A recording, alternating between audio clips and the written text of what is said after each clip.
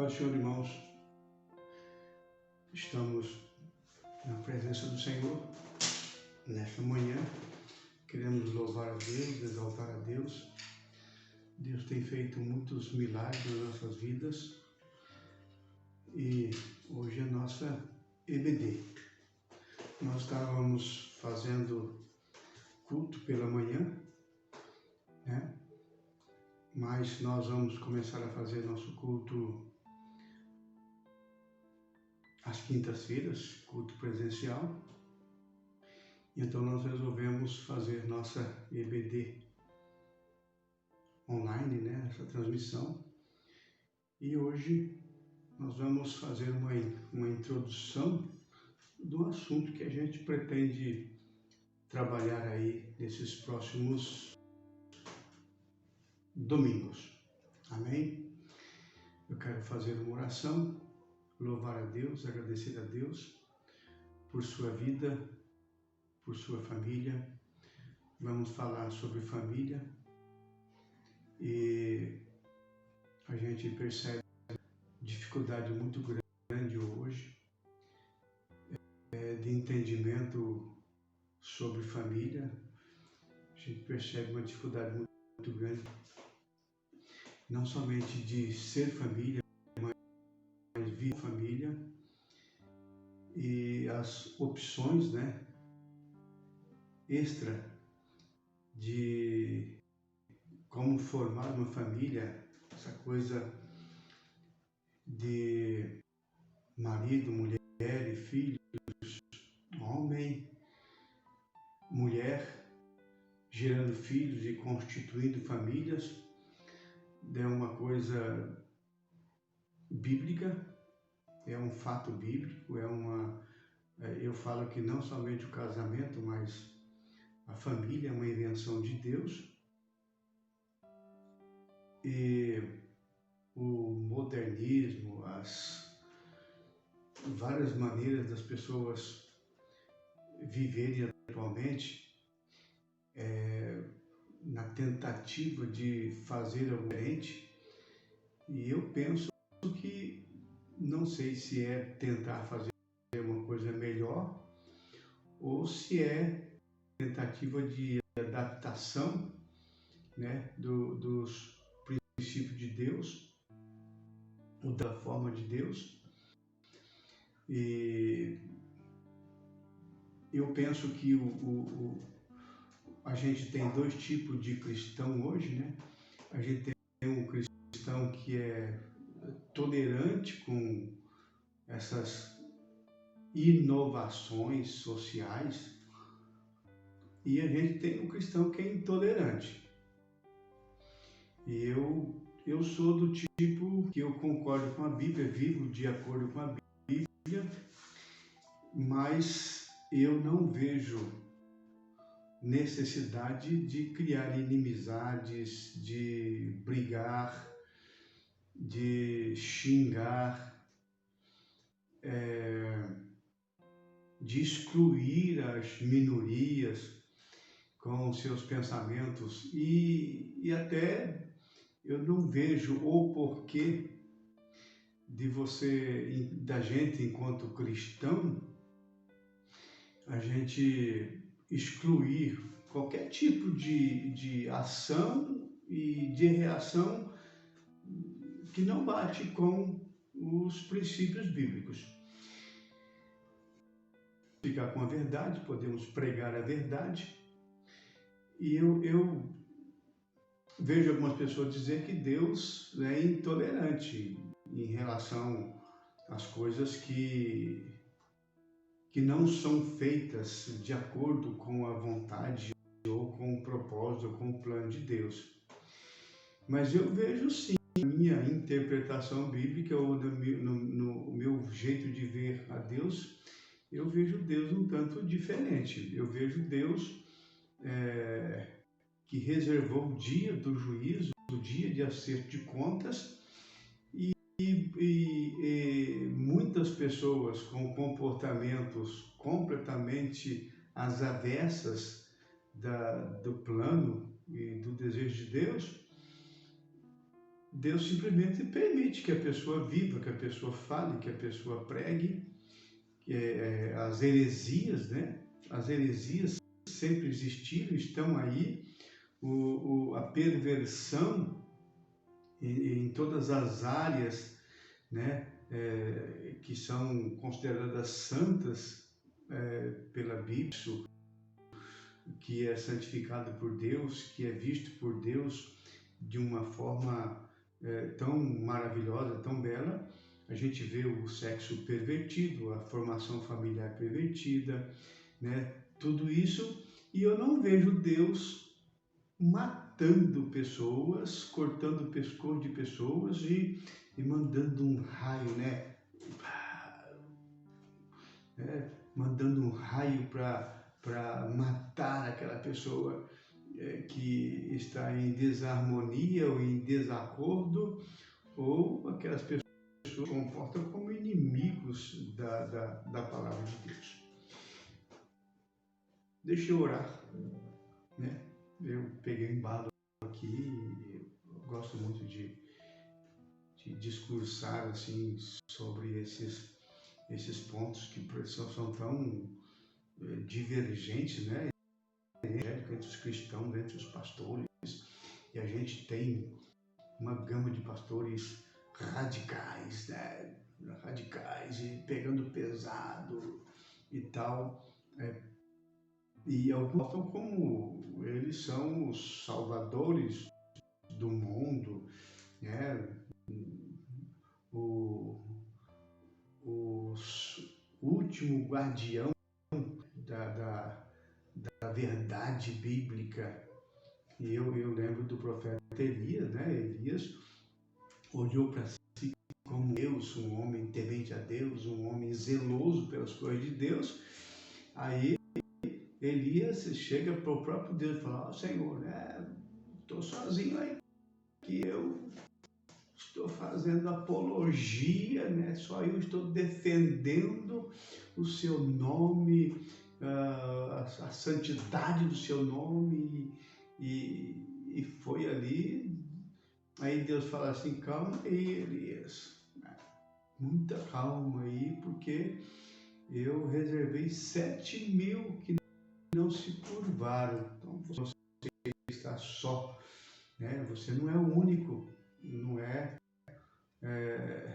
o último guardião das verdades bíblicas em relação à família, em realidade moderna, que é pervertida, que tenta de todas as maneiras reformular, a formação familiar de uma forma diferente da bíblica. E eu penso que essas pessoas, o ímpio, né, que não conhece a Deus, ele pode inventar o que ele quiser, inventar tudo que ele desejar, da forma que ele quiser. Deus tem um tempo, Deus tem um momento, um dia, de levar tudo isso a juízo, né? O papel, né, o papel da igreja não é brigar com as pessoas, é falar a verdade, ensinar da forma correta. Não é ficar descobrindo inimigos e a gente apontar uma metralhadora aí para usar, no nosso caso aqui, né, que nós somos brasileiros. Vamos expulsar do Brasil todos aqueles que a Bíblia, meu Deus, né? Alguns até insinuam, né? Vamos matar, vamos tirar todos os direitos civis, né? Porque o Brasil tem que andar segundo a Bíblia. Não tem. Nós não precisamos de um governo que defenda a Bíblia, que defenda a forma bíblica de família, entendeu? Porque se aparecer um governo contra esse modelo familiar, esse governo vai passar, né? E o modelo familiar criado por Deus, há aproximadamente 6.000 anos, e persiste, persevera, né? A depravação, a deturpação familiar, sexual. Isso já vem desde o tempo de Noé, desde o tempo de Sodoma e Gomorra, desde a época de Abraão, né? E Abraão viveu aproximadamente 1800 anos antes de Jesus Cristo. Amém? Oremos. Bom e amado Deus, muito obrigado por esta manhã. Nós queremos te adorar, te louvar, te engrandecer pelo privilégio de estudar a tua palavra, de ler a tua palavra, de refletir sobre a tua palavra. Venha o teu reino sobre nós, venha a sua vontade sobre as nossas vidas e que nós sejamos agraciados, abençoados, vivificados, fortalecidos pela força do Senhor. Abençoa homens, mulheres, jovens, crianças, anciãos. Abençoa todas as famílias que nesta manhã, quando os irmãos estão ouvindo, participando, desta live, que a bênção do Senhor, o amor do Senhor esteja sobre todos. Nós te adoramos, nós te louvamos e pedimos. Fala conosco, Pai, nesta manhã, em nome de Jesus. Que a tua palavra possa achar guarida em cada coração. Amém. Amém. Eu vou ler um texto, vou ler aqui o Salmo 128. Amém? Salmo 128. Diz assim: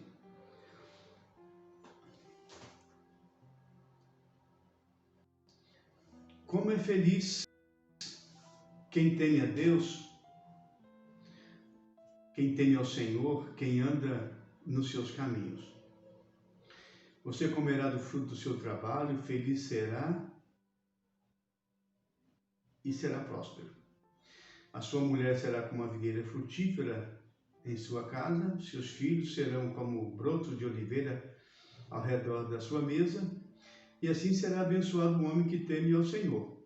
Que o Senhor o abençoe desde Sião, para que você veja a prosperidade de Jerusalém todos os dias da sua vida, e veja os filhos de teus filhos, e que haja paz em Israel.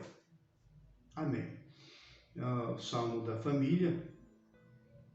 E eu gosto de ler e falar sobre família, porque o salmista ele começa dizendo, bem-aventurado, ou em outra versão, como é feliz, ou feliz, porque bem-aventurado significa feliz mesmo, né? Feliz aquele que teme ao Senhor. Então a base, o início abençoada, de um homem abençoado, de uma mulher abençoada, de um lar abençoado, é temer ao Senhor. E esse temer ao Senhor implica em você incluir Deus na sua história, incluir Deus na sua vida e levar em conta tudo quanto Deus fala.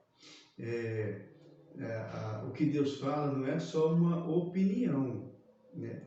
É a gente considerar o que Deus fala como princípio, como ordem, ou como uma luz a ser seguida, não como mais uma opção, mas a única opção correta que nós devemos ter nessa coisa de caminhar, de andar, de ir à frente, deve ser considerar a palavra de Deus, considerar a fala de Deus, considerar o ensino de Deus como alguma coisa essencialmente necessária, né? Não é uma opção, talvez seja uma obrigação ou alguma coisa mais forte do que isso, um sentimento de desejo, um sentimento de e uma busca constante de fazer a vontade de Deus. Então, como eu na nossa introdução, que nós vamos durante algum tempo aí vamos trabalhar essa questão da família aos domingos, né? Eu e a irmã Sueli, na medida do possível, nós vamos transmitir para os irmãos, vamos gravar, vamos fazer ao vivo, né? E falar sobre família. Nós somos casados há 35 anos, 36 anos, né?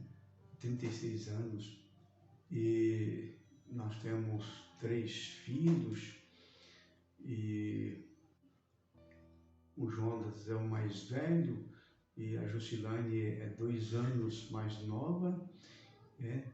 E depois a gente teve o Natan com 15 anos, né, de diferença da Jússi.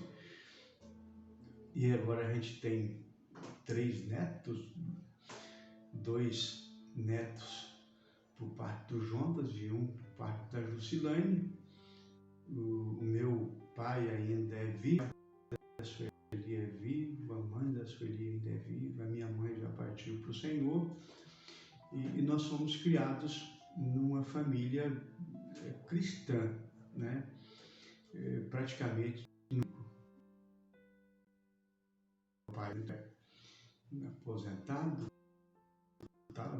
86 anos, 86 anos hoje. A gente teve junto, né, um pouco lá, e a gente estava jogando uma tarrafa, e ele ficou comigo lá até quase anoitecer. Pegamos lá uns peixinhos e ele levou para casa dele para fazer um frito lá. Então, o convívio familiar é uma coisa que faz a diferença. E os filhos, né, os filhos são bênçãos de Deus. E é muito importante salientar para os irmãos que os filhos sempre serão reflexo da relação marido e mulher, né? Como é que os filhos verão a vida? Como é que eles olharão para o futuro? A base dos pensamentos, das conjecturas, a base da prática de vida dos filhos sempre serão baseados no relacionamento marido e mulher, né? Os filhos, eles são eternos aprendizes, e nem sempre, obviamente, meu neto aprendeu a falar obviamente, ele é novinho, né, 4 anos, aprendeu a falar obviamente, e ele, qualquer coisa, obviamente, né? Então lembrei dele aqui agora. Faz parte, né? Netos faz parte. Ele fica bastante aqui em casa. Então, os filhos, eles serão reflexo da vida do casal.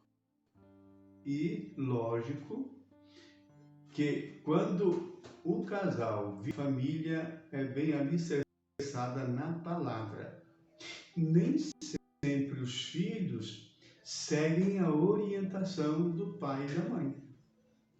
Porque enquanto você consegue impor por força, né, por lei, por ordem, né, até uma certa idade, tudo bem, mas chega num ponto que eles começam a andar pelos próprios caminhos. E eu lembro da minha adolescência, quando eu pensei que, puxa, algum tempo eu vou me casar, né? Vou ter que passar por essa coisa de casamento. E eu então tomei uma decisão, que o meu casamento eu queria que fosse parecido com o casamento do meu pai e minha mãe, né, que eu considerava que eles viviam muito bem. Eu nunca vi meu pai gritando com a minha mãe, nem minha mãe brigando com meu pai, nunca vi eles discutindo, né? E olha que pobreza miserável, né? Era uma pobreza muito grande, mas a pobreza não interferiu na maneira de vida de meu pai e de minha mãe, né? Meu pai e minha mãe se converteram em 1966, e meu pai Eu nunca vi meu pai xingando, falando palavrão em casa, meu Deus, né? Eu nunca vi isso, nunca ouvi meu pai tais coisas. E eu sempre tive uma admiração por isso. Falei, puxa, que legal, né? Eu sempre pensei assim, quando eu me casar, não vou brigar também. Eu quero viver uma vida de paz, um casamento para tratar bem uma pessoa, a pessoa com que eu vou me casar. Então, o salmista, ele fala do temor a Deus, né? Bem-aventurado, feliz, ditoso, né? Aquele que teme ao Senhor e anda nos seus caminhos. Olha, irmãos, o primeiro princípio de uma família bem vivida, uma família satisfatoriamente feliz, é olhar para a palavra, né? É olhar para a Bíblia Sagrada e ter a Bíblia Sagrada como regra dos relacionamentos familiares. A Bíblia ensina como o pai deve agir com os filhos, como o filho deve agir com os pais, ensina como a mulher deve agir com o marido, ensina como o marido deve agir com a mulher, enfim, mostra todos os caminhos para que uma família e seja feliz. E eu não estou aqui dizendo que família feliz é uma família sem problema, uma família sem dificuldades. Pelo contrário, né? Uma família feliz é uma família onde tem aparece mesmo quando pessoas doentes, o desemprego, né? A falta de alguma coisa, numa família nem tudo que se quer. E os filhos, né?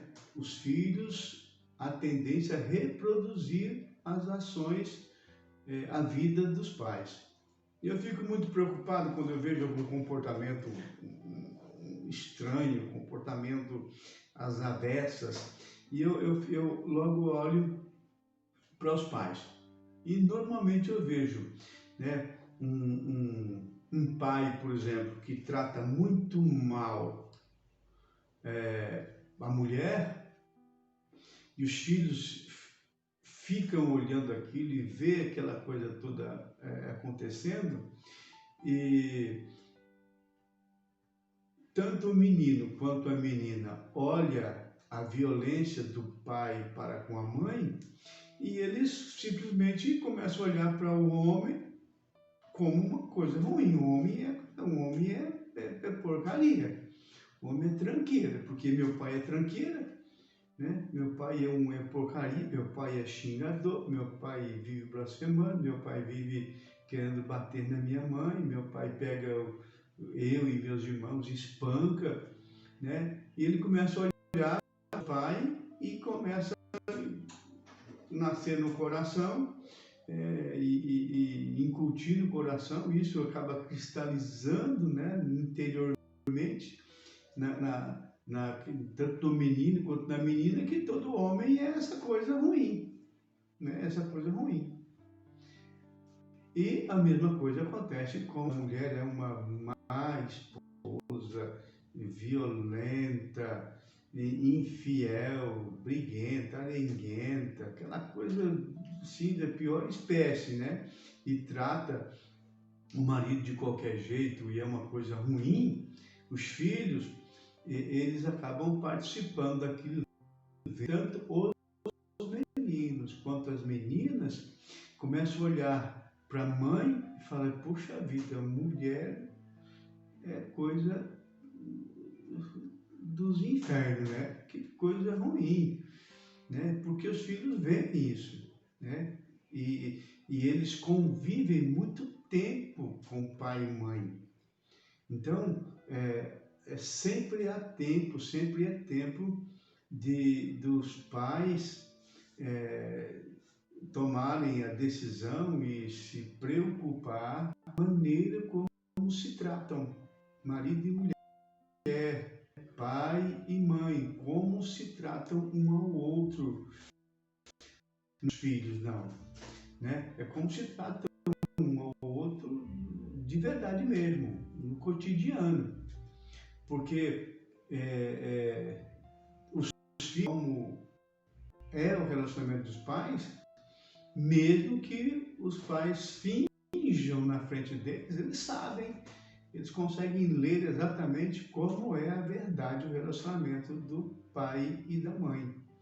E isso vai interferir no pensamento do filho.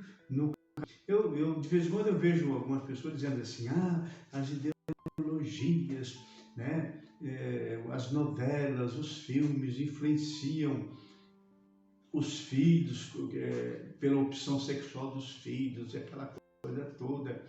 E o maior influenciador, na minha concepção, o maior influenciador em relação à sexualidade dos filhos são os pais. Né? A forma como os pais, não estou dizendo aqui todos os problemas relacionados à sexualidade têm a ver, né? É 100% só, com certeza. Isso, se eu falar fizer essa afirmação, não é. Não. Por quê? Porque os filhos, no momento em que eles não tomaram uma decisão. Por exemplo, a salvação não é uma herança que o pai passa para o filho, que a mãe passa para o filho, né? O pai não salva o filho, a mãe não salva o filho. A salvação ela é individual. O que a gente faz é ensinar, intervir, se posicionar. E eu quero dizer aqui, né, para estar aqui em Josué capítulo 24, verso 15, fala assim: porém, farei aos vossos olhos servir ao Senhor, e hoje se aos deuses a quem serviram vossos pais que estavam além do rio, ou aos deuses dos amorreus, em cuja terra habitais. Porém, eu e a minha casa serviremos ao Senhor. Amém?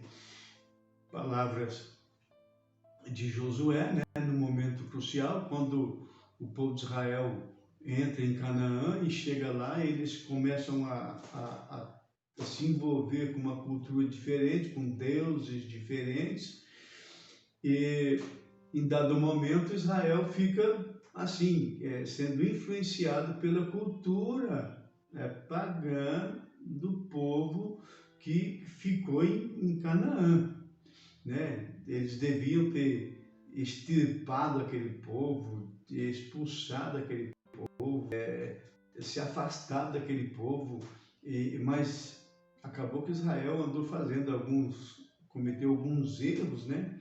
E muitos daqueles povos da terra que habitavam Canaã acabou ficando lá. E esses povos começaram a interferir, a influenciar o povo de Israel. E Josué, né, Josué conseguiu construir uma unidade familiar no sentido da religião, da fé, da crença.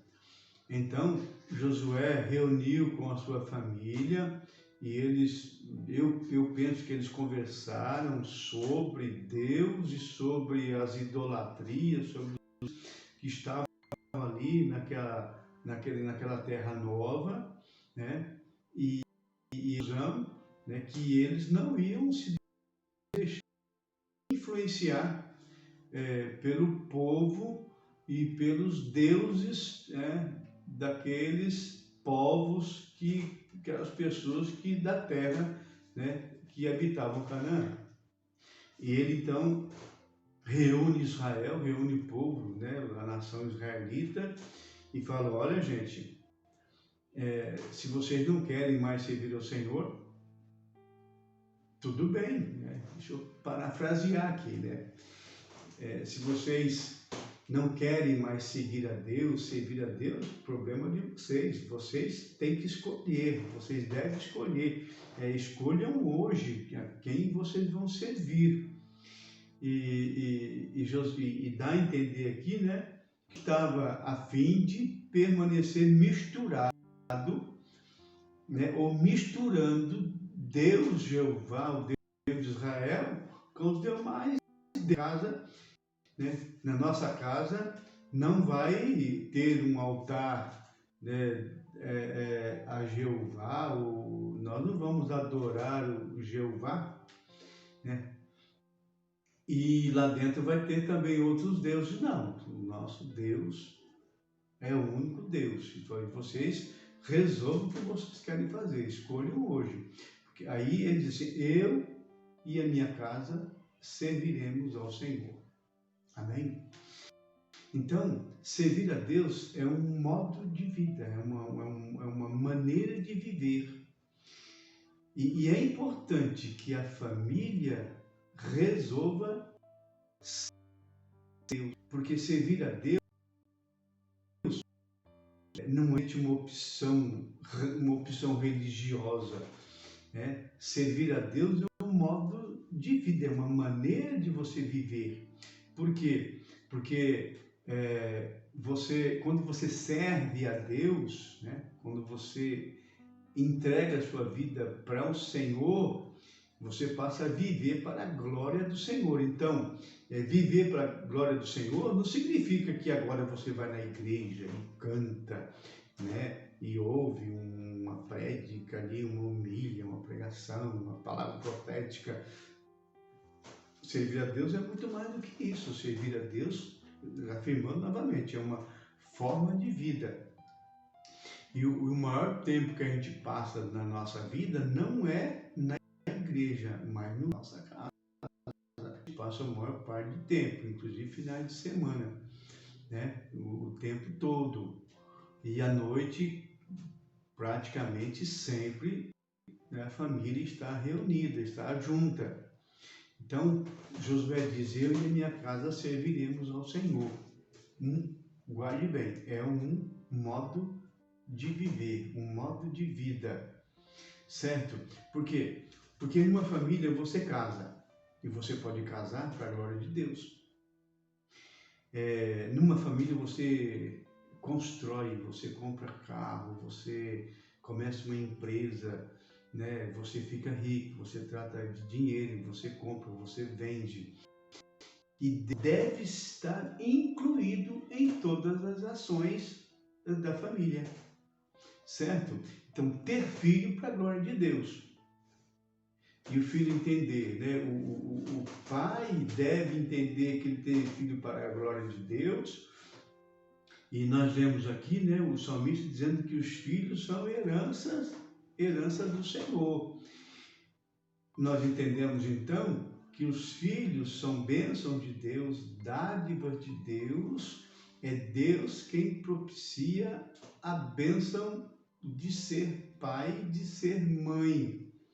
Tanto que nós temos alguns exemplos bíblicos, né, do interesse que Deus teve em intervir, né, na vida de determinadas famílias onde não havia filhos. É o caso de Ana, né, mãe de Samuel, que não tinha filhos, e ela queria ter um filho, e ela queria ter um filho para a glória de Deus. Inclusive, ela doou o seu filho, ela fez uma promessa de dar o seu filho ao Senhor. Ela só queria ser mãe, certo? Ela só queria só ser mãe.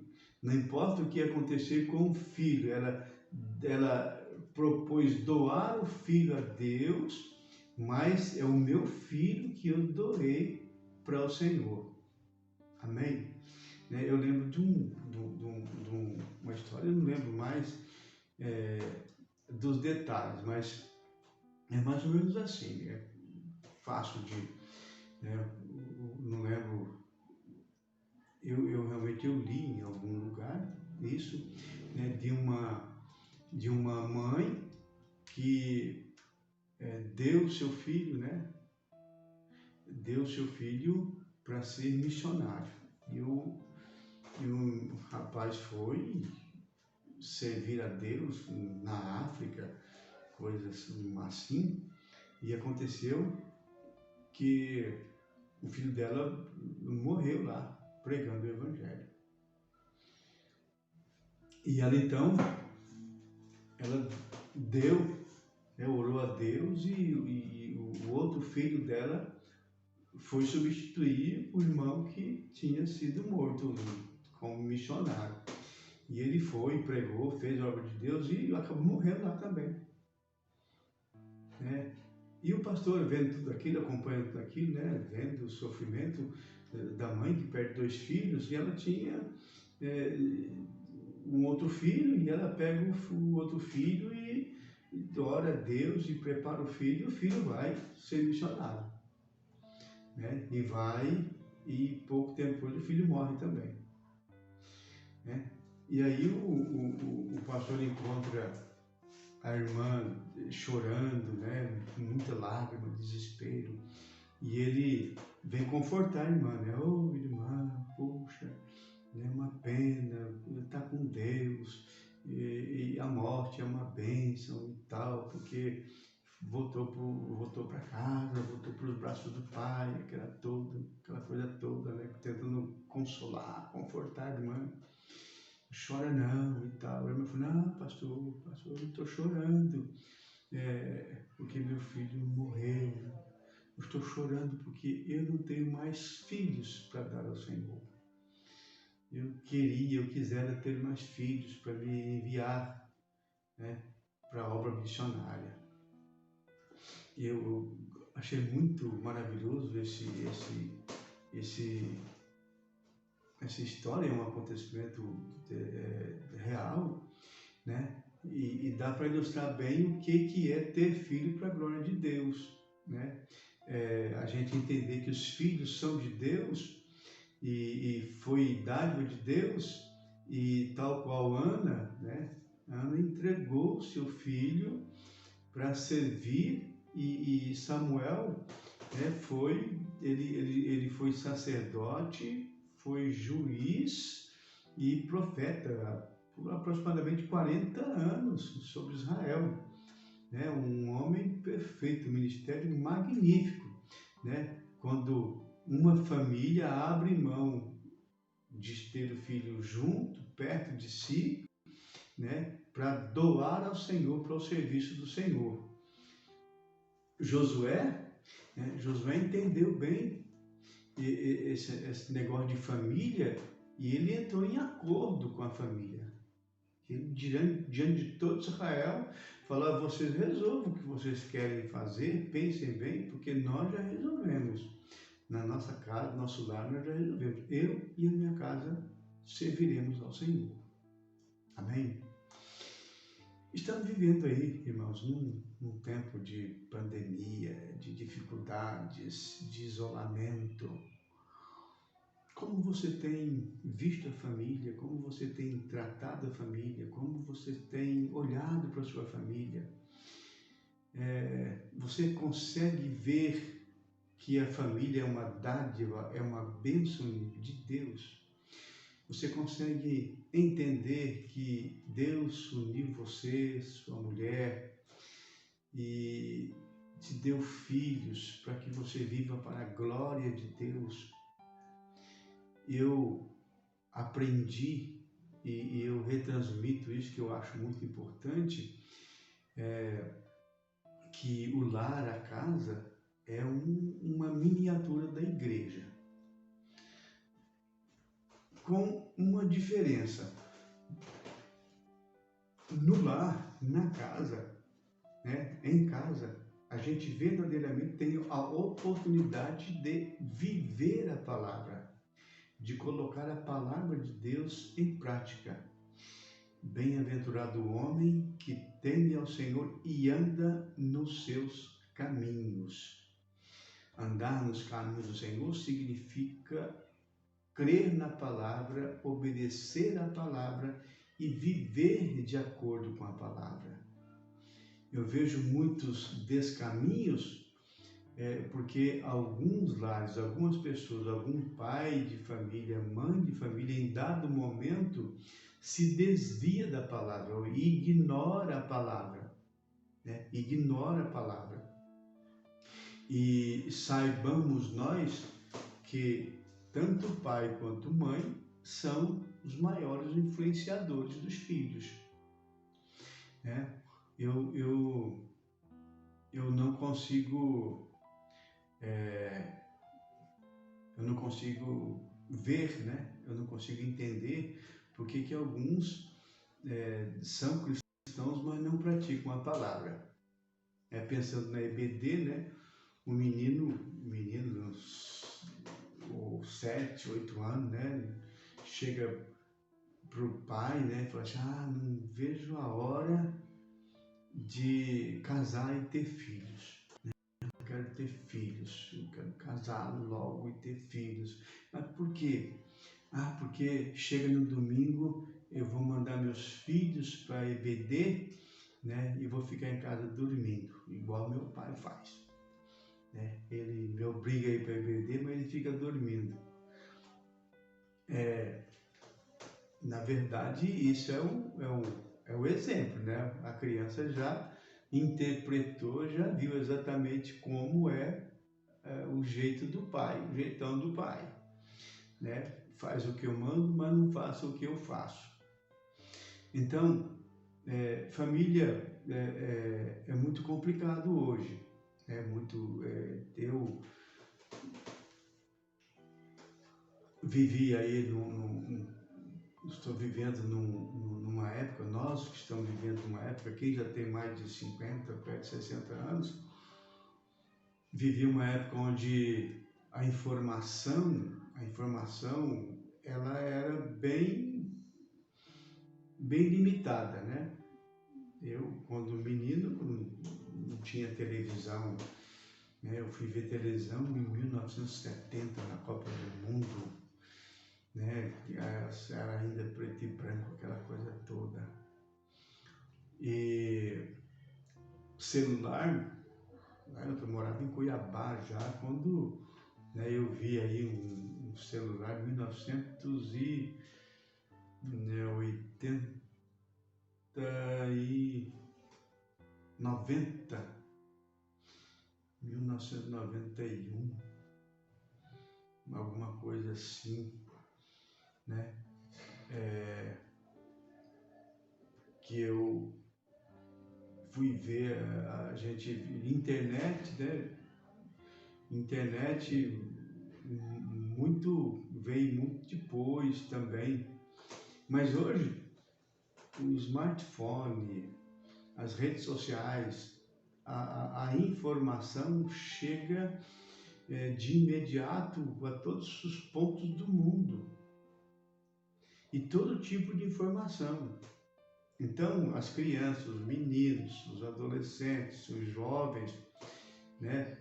Você acha a criança com 2 anos já com o dedinho ali no smartphone ali e tal, e acessando e ouvindo e tendo acesso a tudo quanto é tipo de informação. Então, é preciso que os pais sejam verdadeiramente voltados para a palavra, valorizem a palavra e vivam a palavra em casa, porque os meios de informação e os formadores de opinião estão aí em tudo quanto é lugar. Mas os pais têm os filhos mais perto de si mesmos. Então é importante que se viva uma vida cristã genuína, uma vida cristã de fato verdadeira, para que a palavra de Deus fique no coração dos meninos, das meninas. Por isso que a palavra do Senhor diz assim: ensine a criança no caminho que deve andar e jamais se desviará dele. Eu, quando cheguei na minha pré-adolescência, eu tentei desviar, mas, gente, foi uma luta, foi uma guerra. Tudo que eu tentava fazer, né, e tentei fazer um monte de coisa, mas não dava certo, não funcionava, não tinha satisfação, né? E eu só me sentia bem quando eu ia para a igreja. E quando eu me converti, né, teve uma experiência com Deus. Em 1977, eu tinha 15 anos de idade, me batizei. Nunca me arrependi de tal coisa. Nunca tive vontade de outra coisa a não ser servir ao Senhor. E a minha casa todos servem ao Senhor, né? Há sim muita dificuldade, há sim muitos problemas, mas a família precisa ser valorizada. Você precisa entender, homem, mulher, pai, mãe, que nós somos sacerdotes e somos influenciadores dos nossos filhos, dos nossos netos. Então sirvamos ao Senhor, né? Tenha por decisão sempre essa coisa correta. Eu e a minha casa serviremos ao Senhor. Eu vou terminar lendo um versículo e a gente vai, no outro dia, dar continuidade aí e trabalhar alguns temas específicos, né? Exclusivos. Primeira carta de Paulo a Timóteo, capítulo 5, verso 8, fala assim: se alguém não cuida de seus parentes, especialmente da sua própria família, negou a fé e é pior que um descrente. Misericórdia. Se alguém não cuida de seus parentes e especialmente de sua própria família, negou a fé e é pior que um descrente. Amém? Desafio, irmãos. Desafio neste domingo. Desafio. Cuida da sua família. Cuida mais do teu marido. Cuida mais da sua mulher. Cuida mais dos seus filhos. Cuida mais dos seus pais. Vamos cuidar uns dos outros. A família é a maneira da gente perpetuar a palavra, a maneira da gente interferir na sociedade. Não adianta a gente ficar brigando, né, nem discursando sobre as ideologias, as filosofias pagãs, porque na verdade a maior influência familiar são papai e mamãe. Deus abençoe a sua vida. Que você tenha um bom domingo e que a minha vida, a sua vida, seja para a glória do Senhor nosso Deus.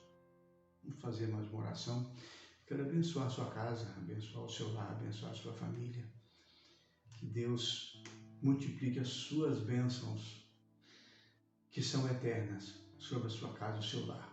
E lembre-se, Deus está de olho em você, na sua casa, e Deus quer usar você, a sua família, para ser uma bênção, para perpetuar o Evangelho da graça de Deus.